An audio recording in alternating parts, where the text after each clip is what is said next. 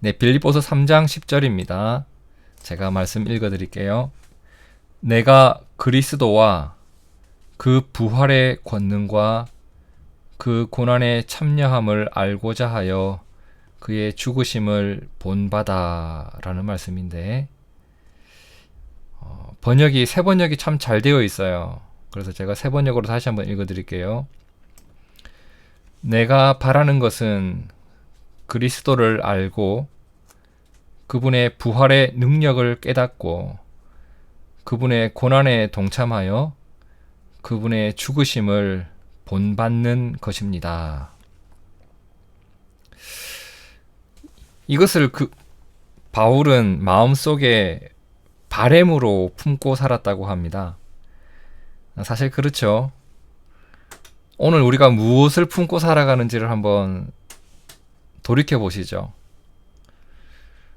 많은 사람들의 바램과 그 결이나 어떤 방향이나 그 내용이 참 많이 다른 것 같아요. 그리스도를 알고 그분의 부활의 능력을 깨닫고 그분의 고난에 동참하여 그분의 죽으심을 본받는 걸 바라고 있다.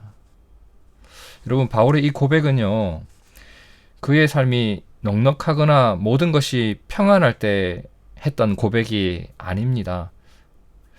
아시겠지만 빌립보서 옥중서신이라고 하죠. 참 불안하고 충분히 염려가 많을 만한 상황 속에서 했던 말입니다. 감옥에 갇혀 있었거든요. 그리고 감옥에서 내가 어떤 형벌을 얼마나 어떻게 받을지 모르는, 사실 아주 불안한 상황 속에 놓여 있는 상황이었습니다.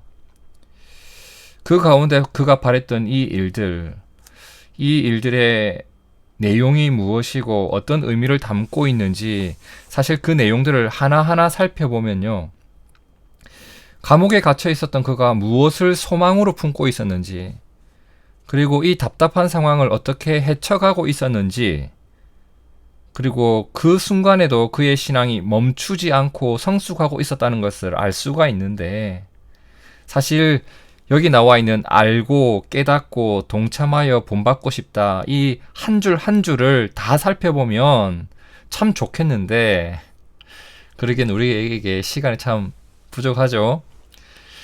그래서 오늘은 한 가지만 좀 살펴보려고 합니다. 내가 바라는 것은 그리스도를 알고 제가 교회를 다니기 시작했을 때 어떤 분이 저를 따로 부르더라고요. 형제님, 이리로 좀 와보시죠. 그리고 어떤 방으로 데려갑니다. 그리고 책 하나 펼쳐놓고 뭔가 계속 가르쳐 줍니다. 새가족 교육이었습니다. 준비된 교재를 가지고 참 친절하게 열심히 가르쳐 주셨습니다. 하지만 정말 솔직히요, 그 당시엔 공감이 하나도 안 되는 겁니다. 그냥 그런 거예요 하고 고개만 끄덕끄덕 그리고 있었어요. 그래도 그렇게 교육을 받으면서 제가 무엇을 알게 되었냐면, 예수님에 대한 지식이 쌓여가기 시작했거든요. 그런데 그 지식들이 저의 마음속에 어떻게 남아 있었냐면요, 그냥 학교에서 세종대왕 배운 것처럼, 이수신 장군 배운 것처럼 그냥 그렇게 남아 있었습니다.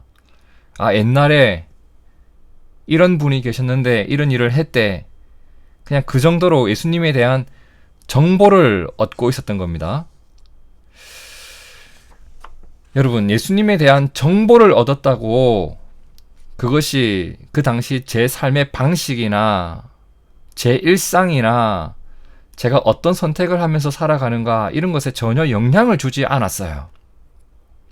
말 그대로 저의 인격과는 전혀 상관없는 그냥 또 하나의 정보일 뿐이었습니다. 제가 길가에 나가면 할머님들이, 아니면 아르바이트 학생들이 이렇게 유인물을 나눠주거든요. 뭐 헬스장 30% 할인, 뭐 까르보나라 20% 할인, 이런 거 있잖아요. 성신여대 가면 되게 많이 나눠주잖아요. 그런 정보지처럼 하나 얻은 거예요.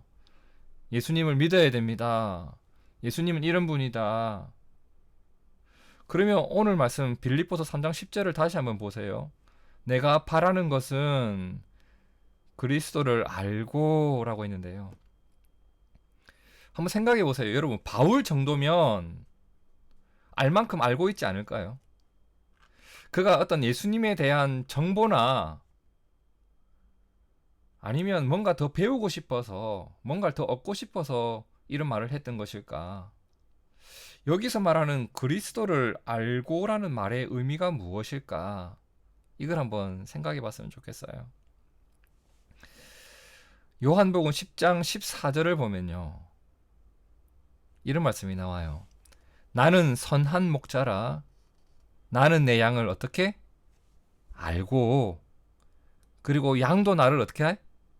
아는 것이 아버지께서 나를 아시고 내가 아버지를 아는 것 같으니 나는 양을 위하여 목숨을 버린다.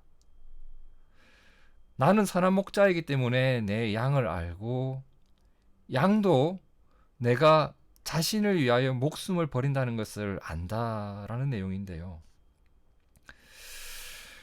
이 내용을 이렇게 설명하면 좀 이해가 편할지 모르겠습니다.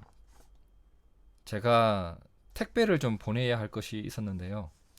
주일 예배를 마치고 택배를 보내기 위해 뭘 구해야 돼요? 이제 박스를 구해야 됩니다. 이제 박스를 구하러 굳이 이마트를 갔습니다. 예전엔 동네 슈퍼에서 박스를 주워다가 썼는데 한번 이런 일이 있었거든요. 어떤 할머니께서 아우 아저씨 그거 가져가면 왜하노? 그거 내 오늘 돈벌인데 그 말 들은 이후로는 동네 박스엔 웬만하면 손을 안 댑니다. 내가 아무 생각 없이 가져온 박스 하나가 누군가에게 실망의 이유가 될 수도 있다는 것을 알게 되었거든요. 그래서 이마트를 갔습니다. 박스 주우러. 근데 이마트를 가니까 두 아들과 집사람이 여기까지 왔는데 밥을 먹고 가자는 겁니다. 좋다. 밥 먹고 가자. 그래서 저는 이제 박스 쌓여있는 곳에 가서 적당한 박스를 찾아서 이제 차에 두고 제가 그렇게 박스를 찾는 동안 집사람과 두 아들은 미리 식당으로 가서 뭘 먹을지 이렇게 고르고 있었던 거예요. 식당으로 저도 갔습니다. 근데 둘째 아들이 갑자기 밥이 먹기 싫다는 거예요. 눈빛이 이상해. 밥을 먹고 싶은 생각이 진짜 없는 것 같아요. 그리고 입술도 막 삐죽삐죽거리고 있는 거예요. 왜 그랬을까요? 저는 제 아들을 압니다. 왜 그러고 있는지 알 것 같았어요. 그래서 아이에게 물었습니다. 야, 너 아빠 박스 찾는 동안 너 장난감 구경하고 왔지? 그러니까 애가 고개를 끄덕끄덕거려요. 뭘 가지고 싶었는데 그랬더니 아니야 됐어 이러는 거예요. 그래서 제가 야, 네 용돈으로 사라고 안 할게. 아빠가 하나 사줄 테니까 말해봐. 도대체 뭘 보고 온 거야? 라고 했더니 그제서야 얼굴이 펴지면서 얼굴빛이 변하고 밥 먹기 싫다고 해놓고 밥 실컷 먹고 왔습니다. 그리고 장난감 하나 제가 사줬어요.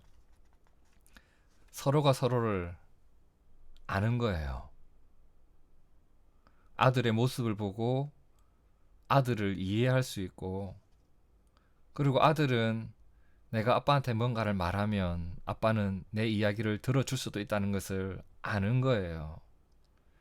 그냥 서로에 대한 정보를 가지고 있는 게 아니에요. 서로 사랑하면서 보내온 세월이, 친밀함 가운데서 살아온 그 세월이, 우리가 함께 살아온 그 경험들이 쌓이고 쌓이면서 아빠는 아들을 알게 되는 거예요. 그리고 아들은 아빠를 아는 거죠. 요한복음 10장 14절 말씀에 예수님이 나는 너를 안다고 했습니다. 너를 아는 이유는 내가 선한 목자이기 때문이야. 내가 사꾼이 아니라 내가 선한 목자이기 때문에 난 너를 알고 있어. 너는 나의 양이야. 그렇기 때문에 너는 나를 알고 있지? 이 말씀인 겁니다. 여러분, 이런 관계 속에서 일어나는 아주 특별한 일이 있어요. 예수님이 나의 목자이시고 내가 그분의 양이기 때문에, 이 관계 때문에 일어나는 아주 특별한 일, 그게 뭐예요? 주님이 나를 알고 내가 주님을 안다는 겁니다. 이 말은 단순한 정보를 알고 있다는 것이 아니라 그분이 나를 이해하고 있다는 것을 알고 있고, 내가 어떤 마음으로 살아가고 있다는 것도 알고 있고, 내가 무엇을 어려워하는지도 알고 있고, 내가 얼마나 힘겨워하고 있다는 것도 주님은 알고 있다는 겁니다. 그리고 저는 알아요. 주님이 나를 어떻게 인도하실지, 주님이 어떤 사랑으로 나를 이끌고 가실지 제가 그 주님을 아는 거예요. 그러니까 지금 너무 막막하고 답답한 순간에도 내가 주님을 알고 있기 때문에 내가 그분에 대해서 알고 있었던 이 경험들이 오늘을 살아갈 수 있는 힘이 되는 그 역사가 일어나더라는 겁니다. 여러분, 그렇죠? 예수님을 안다는 것은 어떤 단순한 지식을 얻거나 뭔가를 암기해서 알고 있다는 것을 의미하는 게 아닙니다. 그분과의 친밀함 속에서, 그리고 그분을 의지하면서 살아온 나의 인생 속에서 내가 경험한 그분의 사랑 안에서 예수님이 나를 알고 계시다는 것을 아는 거예요. 그리고 그분이 어떤 분인지 내가 아는 것을 말하는 겁니다. 그게 주님을 아는 겁니다. 바울은 주님을 위해 살다가 지금 감옥에 갇혀 있었습니다. 어디 일만 어려운 일이 있었나요? 얼마나 어려운 일이 많았습니까? 그런데 그럼에도 불구하고 그의 길을 포기하지 않아요. 그리고 그 어려운 순간에도 바라고 바랬던 일이 있습니다. 주님, 저 얼른 감옥에서 탈출하게 도와주세요. 주님, 이 답답한 상황 좀 해결해 보세요. 이런 걸 바라기 이전에 제가 주님을 더 많이 알고 싶습니다. 주님과 더 친밀해지고 싶습니다. 이해할 수 없는 일이 다가와도 주님을 알기 때문에 그 일이 문제가 되지 않는 삶을 살아가고 싶습니다. 그래서 그는 감옥에서 구합니다. 내가 바라는 것은 그리스도를 알고. 여러분, 예수님이 나를 압니다. 그래서 주님은 나를 위해 목숨을 버리셨던 겁니다. 목숨을 버리신 그분이 오늘도 저를 아시고 저를 이끌어가고 계십니다. 예수님이 나를 알듯 우리도 주님을 아는 사람이 되었으면 좋겠습니다. 그래야 양입니다. 단순히 예수님에 대한 지식을 가지고 살아가는 것은 양이 아니에요. 그분의 음성을 듣고 그분을 따라갈 때 우리가 양이라고 할 수 있지 않겠습니까? 그때 주님을 알게 됩니다. 주님이 나를 어떻게 사랑하시는지를 알고, 그렇게 또 주님을 이해할 수 있고 주님의 마음을 알고 살아가면 그것이 오늘 우리가 곁길로 가지 않고 주님을 여전히 따를 수 있는 힘이 되리라 믿습니다. 여러분, 예수님을 알아야 그분의 말씀을 들을 때 오해가 없습니다. 어떤 사람 말씀 앞에서 막 투정 부리거든요. 너무 어려워요. 왜 그런 걸 시켜요? 교회가 돈밖에 모르는 것 같아요. 근데 그분의 말씀을 들을 때 오해가 없으려면 주님을 알아야 돼요. 주님을 알고 말씀을 들으면 그것이 나를 살리는 말씀이라는 걸 압니다. 그리고 나에게 즐거운 일이 있을 때 감사가 있습니다.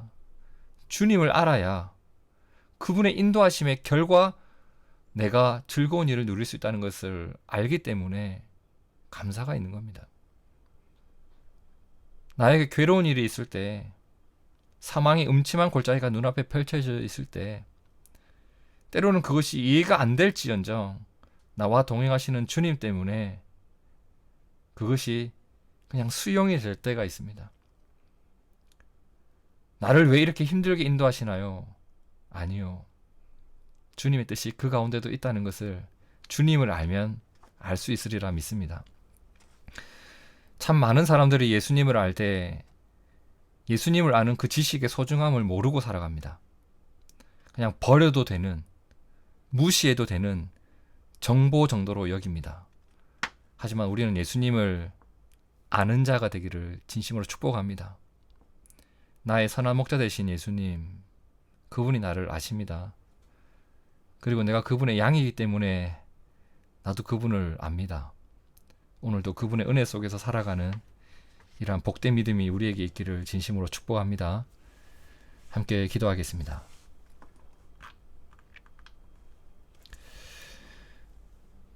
내가 바라는 것이 그리스도를 아는 것이라고 했던 바울의 고백처럼,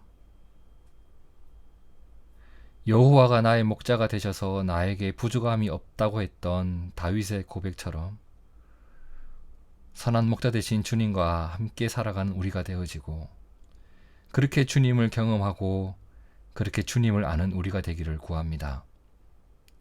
내가 주님을 아는 지식과 지혜 안에서 오늘 나의 선택을 하고 나의 길을 걸어가며 나에게 펼쳐진 상황을 바라볼 수 있는 거룩한 눈을 뜨게 도와주시옵소서. 이러한 지식과 지혜가 나를 거룩한 길로 인도하는 힘이 되리라 믿습니다. 오늘도 주님을 아는 지식 안에서, 주님을 아는 지혜 안에서 즐겁게 살아가는 우리 모두가 되게 하옵소서. 살아계신 예수님 이름으로 기도하옵나이다. 아멘.